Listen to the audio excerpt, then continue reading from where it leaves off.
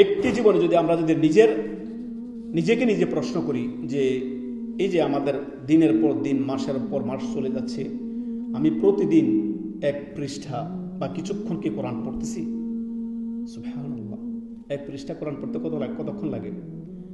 আধা পারা কোরআন যদি আপনি পড়েন, ডেইলি যদি আমি 2 পৃষ্ঠা কোরআন পড়বো, কতক্ষণ লাগবে?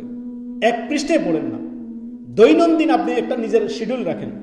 আমি দৈনন্দিন 5 ওয়াক্ত সালাত, একজন মুমিনের শিডিউল থাকবে ফজর থেকে দৈনন্দিন 5 ওয়াক্ত সালাতের হেফাজত করব, তার পাশাপাশি সুন্নতের আতেবার হেফাজত করব, তার পাশাপাশি সকাল সন্ধ্যার জিকির আজকারগুলো করব, প্রত্যেক ফরজ সালাতের পরে জিকির আজকারগুলো করব। দৈনন্দিন রুটিন মাফিক আমি কি করব? অন্তত পক্ষে 1 পৃষ্ঠা হলেও আমি কোরআন পড়ব, অর্থ সহকারে বুঝে শুনে পড়ব, তেলাওয়াত করব। সকাল সন্ধ্যার যে জিকির, এগুলো অবশ্যই করবেন। দেখেন, আল্লাহর পক্ষ থেকে যদি নিরাপত্তা পেতে চান, আল্লাহর পক্ষ থেকে যদি আপনি আমান পেতে চান, শান্তি পেতে চান, সার্বিক নিরাপত্তা পেতে চান, তাহলে আপনাকে জিকির আজকারের বিকল্প কিছু নেই।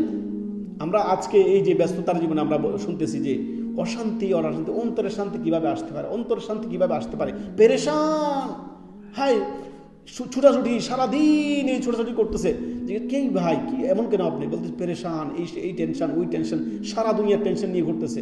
অথচ 10 মিনিট, 5 মিনিট, 2 মিনিট জিকির করার সুযোগ হয় না। আল্লাহু আকবার, সুবহানাল্লাহ বলার সুযোগ হয় না, আলহামদুলিল্লাহ বলার সুযোগ হয় না, আল্লাহু আকবার বলার সুযোগ হয় না, লা ইলাহা ইল্লাল্লাহ বলার সুযোগ হয় না, লা হাওলা ওয়ালা কুওয়াতা ইল্লা বিল্লাহ বলার সুযোগ হয় না। ইন্না লিল্লাহি ওয়া ইন্না ইলাইহি রাজিউন। চিন্তা করেন আমরা কোথায় চলে গেছি।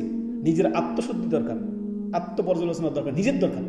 অতএব দৈনন্দিন অল্প করে হলেও কোরআন মাজিদ পাঠ করবেন।